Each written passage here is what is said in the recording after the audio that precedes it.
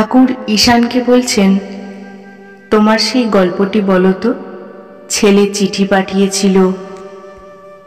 ঈশান সহাস্যে বলছেন, একটি ছেলে শুনলে যে ঈশ্বর আমাদের সৃষ্টি করেছেন, তাই সে প্রার্থনা জানাবার জন্য ঈশ্বরকে একখানি চিঠি লিখে ডাক বক্সে ফেলে দিয়েছিল। ঠিকানা দিয়েছিল স্বর্গ। সকলের হাস্য। ঠাকুর সহাস্যে বলছেন, দেখলে, এই বালকের মতো বিশ্বাস তবে হয়। আবার ঈশানের প্রতি বলছেন, আর সেই কর্মত্যাগের কথা? ঈশান বলছেন, ভগবান লাভ হলে সন্ধ্যাদি কর্ম ত্যাগ হয়ে যায়। গঙ্গা তীরে সকলে সন্ধ্যা করছে, একজন করছে না। তাকে জিজ্ঞাসা করায় সে বললে, আমার অশৌচ হয়েছে, সন্ধ্যা করতে নাই। মরণা শৌচ আর জন্মা শৌচ দুই হয়েছে। অবিদ্যা মার মৃত্যু হয়েছে, আত্মারামের জন্ম হয়েছে। ঠাকুর বলছেন, আর আত্মজ্ঞান হলে জাতিভেদ থাকে না, সেই কথাটি? ঈশান বলছেন, কাশীতে গঙ্গা স্নান করে শঙ্করাচার্য সিঁড়িতে উঠছেন, এমন সময় কুকুর পালক চণ্ডালকে সামনে দেখে বললেন, এই তুই আমায় ছুলি? চণ্ডাল বললে, ঠাকুর, তুমিও আমায় ছৌ নাই, আমিও তোমায় ছুঁই নাই। আত্মা সকলেরই অন্তর্যামী আর নির্লিপ্ত। সুরাতে সূর্যের প্রতিবিম্ব আর গঙ্গাজলে সূর্যের প্রতিবিম্ব, এ দুয়ে কি ভেদ আছে?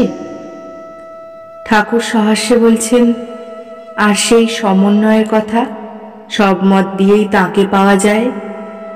ঈশান সহাস্যে বলছেন, হরিহরের এক ধাতু, কেবল প্রত্যয়ের ভেদ।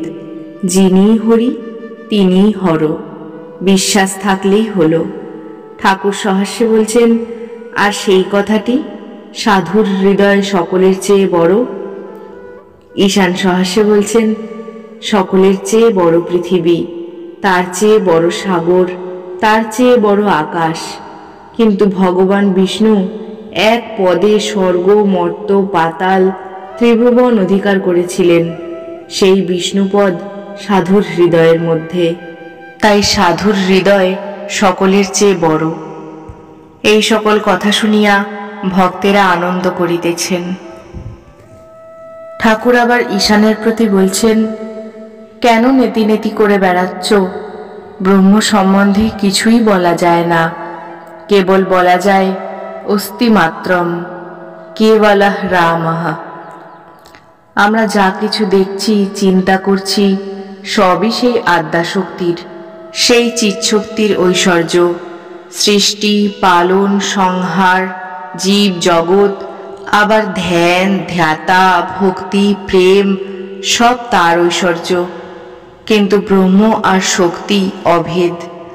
লঙ্কা থেকে ফিরে আসবার পর হনুমান রামকে স্তব করছেন, বলছেন, হে রাম, তুমিই পরব্রহ্ম, আর সীতা তোমার শক্তি। কিন্তু তোমরা দুজনে অভেদ, যেমন সর্প ও তার তির্যক গতি।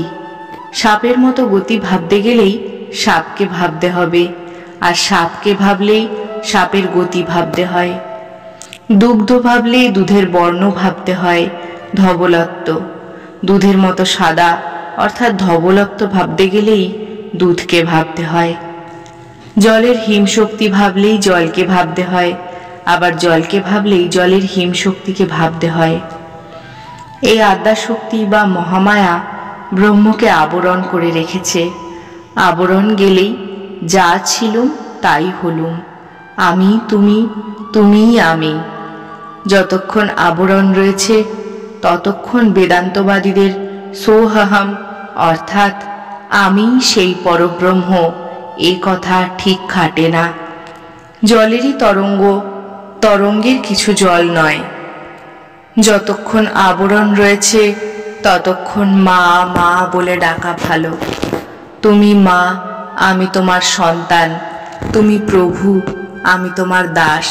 সেব্য সেবক ভাবই ভালো।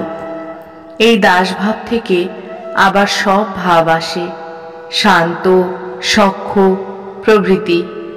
মনিব যদি দাসকে ভালোবাসে তাহলে আবার তাকে বলে, আয় আমার কাছে বস, তুইও যা আমিও তা।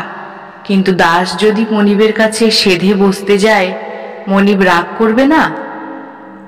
অবতার লীলা এসব চিৎশক্তির ঐশ্বর্য। যিনি ব্রহ্ম তিনিই আবার রাম, কৃষ্ণ, শিব। ঈশান বলছেন, হরি হর এক ধাতু, কেবল প্রত্যয়ের ভেদ। ঠাকুর বলছেন, হ্যাঁ, এক বই দুই কিছু নাই। বেদেতে বলেছে ওম সচ্চিদানন্দঃ ব্রহ্ম, পুরাণে বলেছে ওম সচ্চিদানন্দঃ কৃষ্ণঃ, আবার তন্ত্রে বলেছে ওম সচ্চিদানন্দঃ শিবঃ। সেই চিৎশক্তি মহামায়া রূপে সব অজ্ঞান করে রেখেছে। আধ্যাত্ম রামায়ণে আছে, রামকে দর্শন করে যত ঋষিরা কেবল এই কথাই বলেছে, হে রাম, তোমার ভুবন মোহিনী মায়ায় মুগ্ধ করো না। ঈশান বলছেন, এ মায়াটি কি? ঠাকুর বলছেন, যা কিছু দেখছো, শুনছো, চিন্তা করছো, সবই মায়া। এক কথায় বলতে গেলে কামিনী কাঞ্চনী মায়ার আবরণ। পান খাওয়া, মাছ খাওয়া, তামাক খাওয়া, তেল মাখা, এসব তাতে দোষ নাই। এসব শুধু ত্যাগ করলে কি হবে? কামিনী কাঞ্চন ত্যাগই দরকার, সেই ত্যাগই ত্যাগ। গৃহীরা মাঝে মাঝে নির্জনে গিয়ে সাধন ভজন করে ভক্তি লাভ করে মনে ত্যাগ করবে। সন্ন্যাসীরা বাহিরের ত্যাগ মনে ত্যাগ দুই করবে।